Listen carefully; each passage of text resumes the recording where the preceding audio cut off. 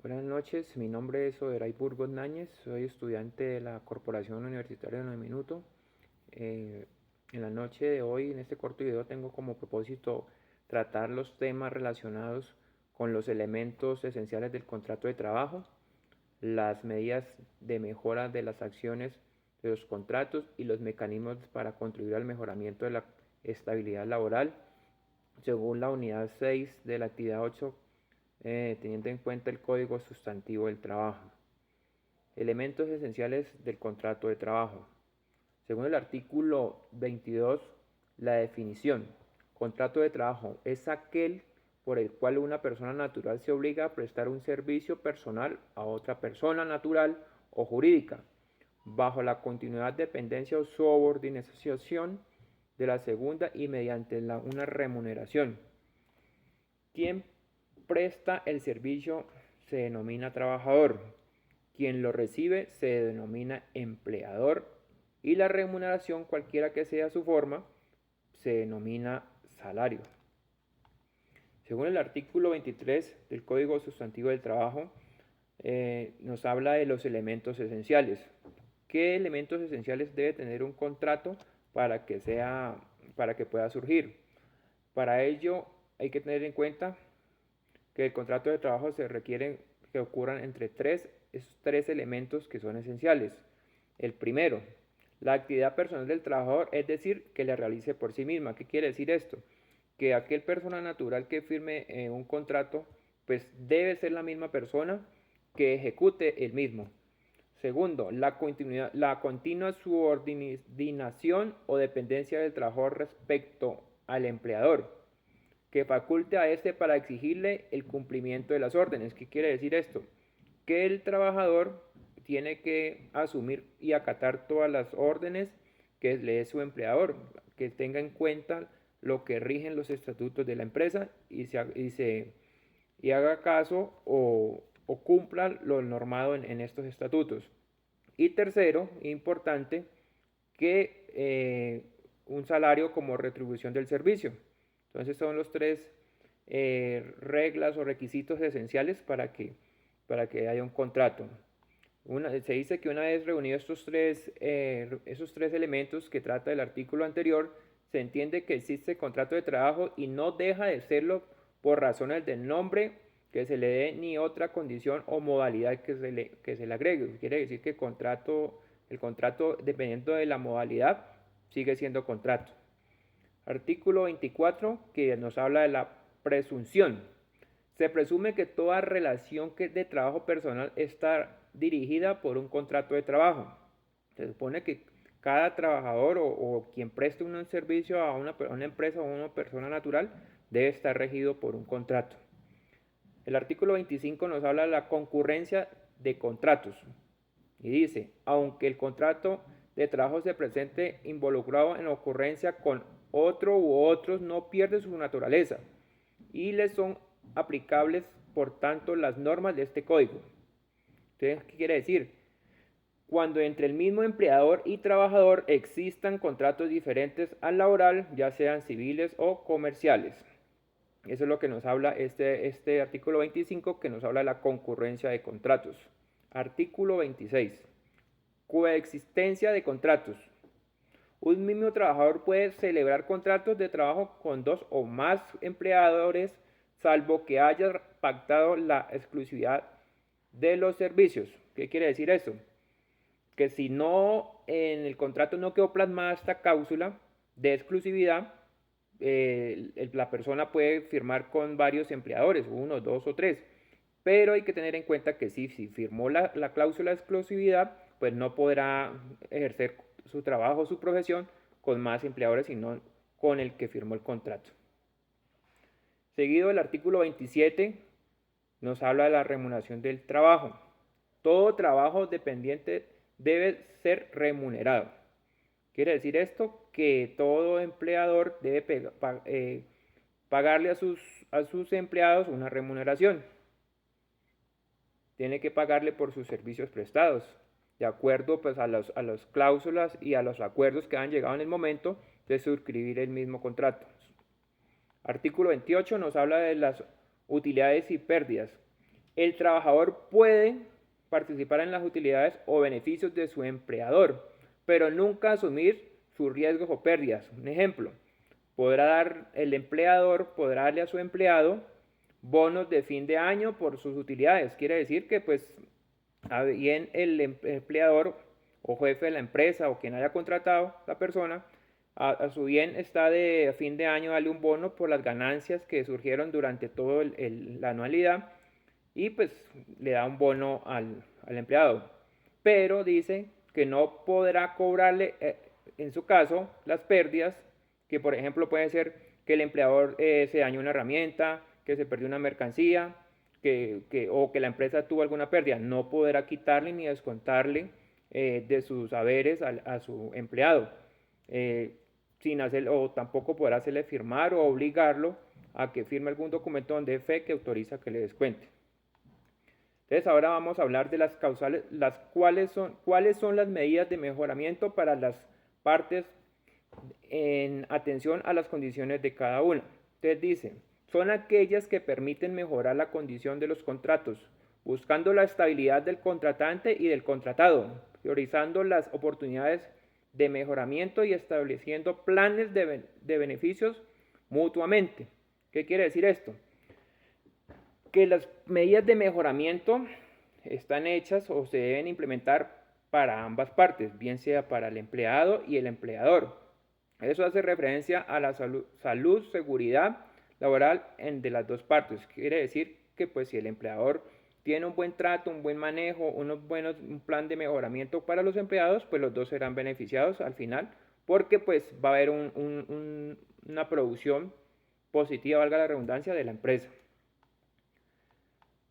Vamos al artículo 57, que son las obligaciones especiales del empleador. Entonces vamos a ver cuáles son las obligaciones que tiene un empleador. En este caso, primero, dice poner a disposición de los trabajadores, salvo estipulación en el contrario, los instrumentos adecuados a las materias primas necesarias para la realización de las labores. ¿Qué quiere decir?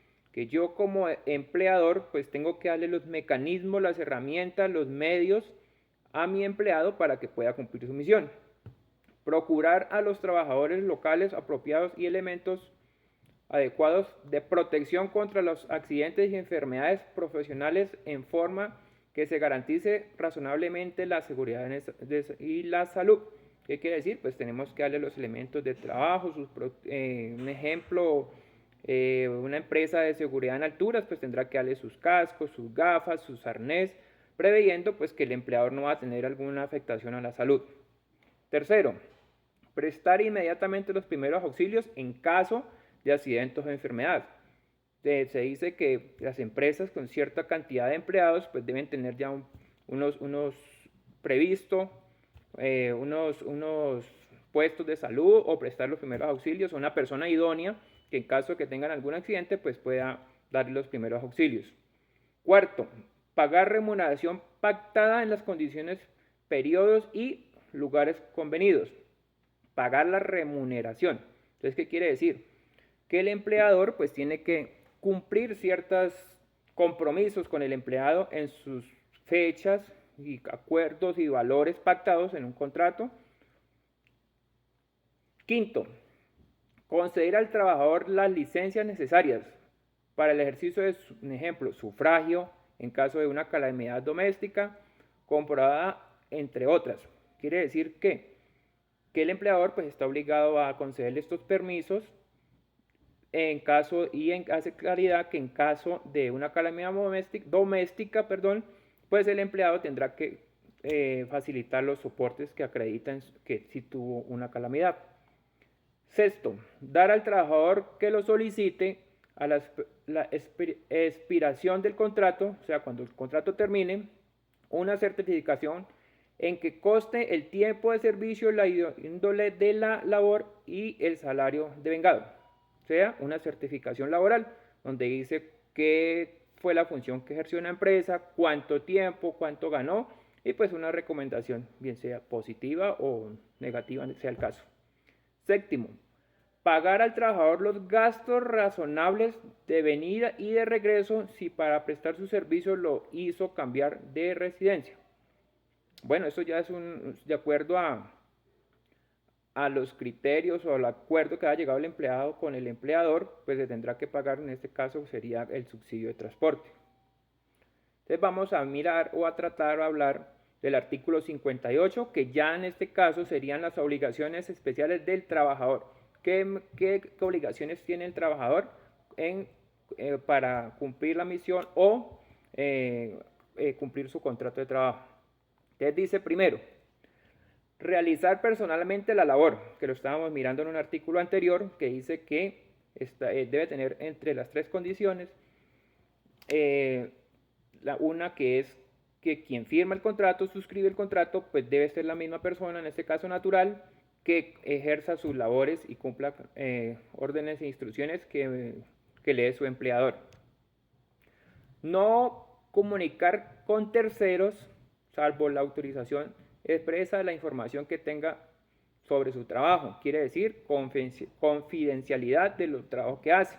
No brindarle información a otras empresas que tengan de pronto la misma razón social de la cual está trabajando. No de información, de productos, marcas, etc., de patentes en un caso. Entonces quiere decir que no puede dar información a otras empresas. Conservar y restituir un buen estado salvo el deterioro natural de los instrumentos y útiles. ¿Qué quiere decir? También lo hablábamos anteriormente, que debe tener en cuenta y debe cuidar, digámoslo así, los elementos que el empleador le facilite para que cumpla su misión. Herramientas, ya lógicamente que hace la salvedad que si son deterioro natural, pues no tendrá que pronto acarrear ninguna sanción o algún gasto económico. Comunicar oportunamente al empleador las observaciones que estime conducentes a evitar daños o perjuicios. Quiere decir, va relacionado con el punto anterior, pues que en el caso de que tenga conocimiento que, en ejemplo, una herramienta, una máquina esté fallando, esté trabajando defectuosa, pues tiene la obligación de hacérselo saber a su empleador para que tome las medidas correspondientes a la mejora. Prestar la colaboración posible en casos de siniestros o riesgo inminente.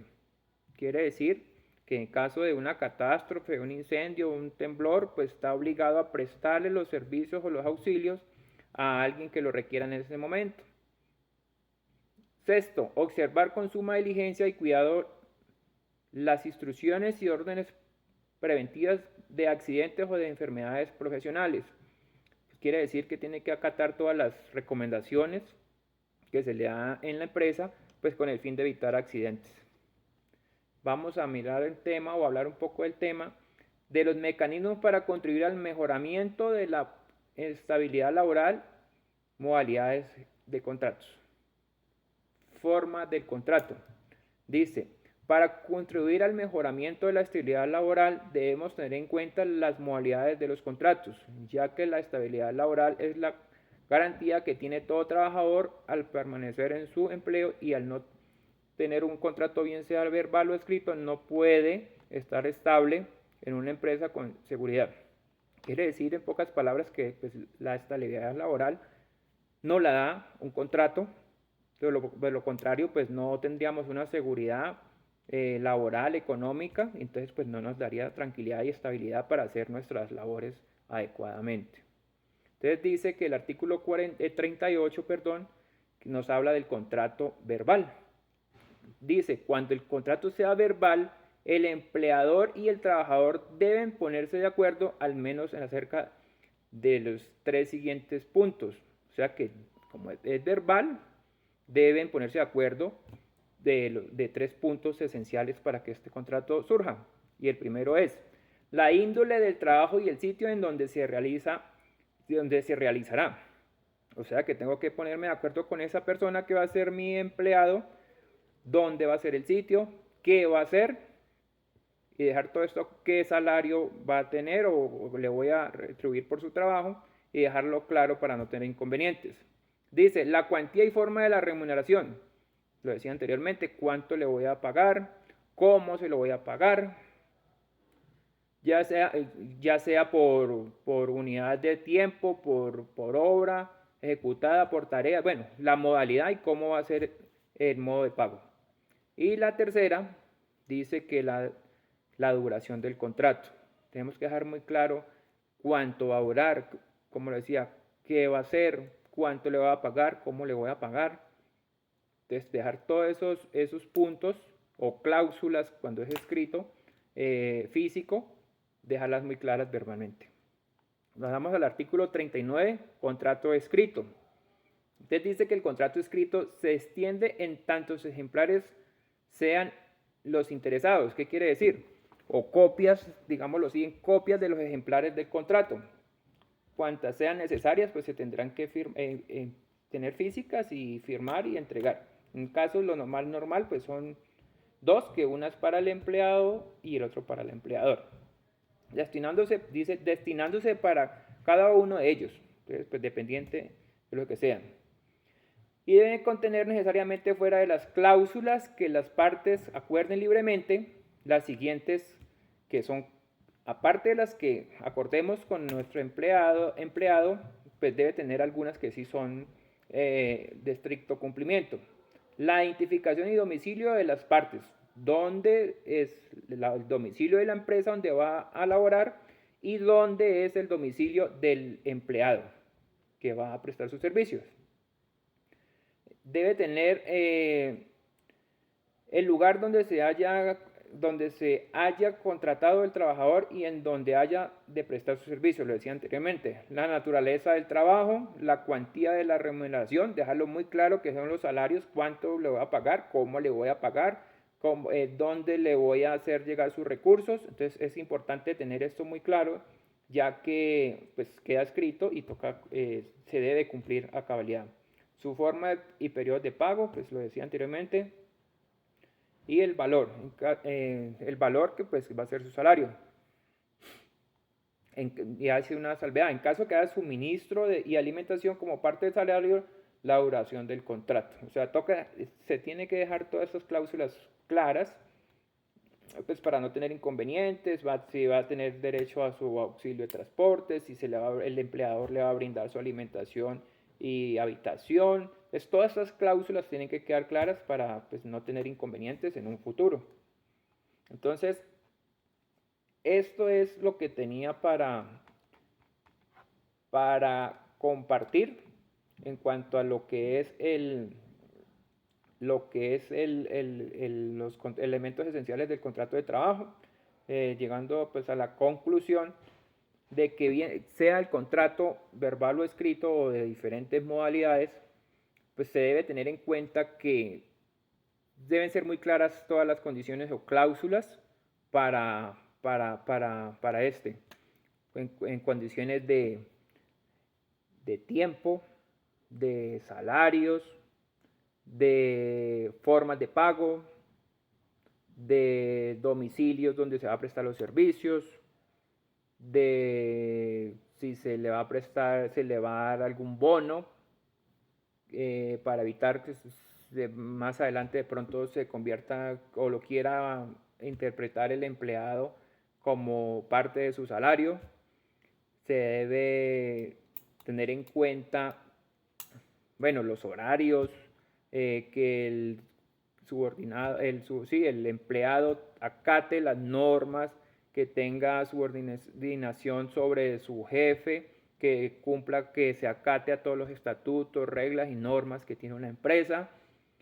Y pues dejar claro qué modalidad de contrato va a ser, si verbal o escrito o como lo dé el lugar o la empresa, y dejar esto a salvedad muy claro.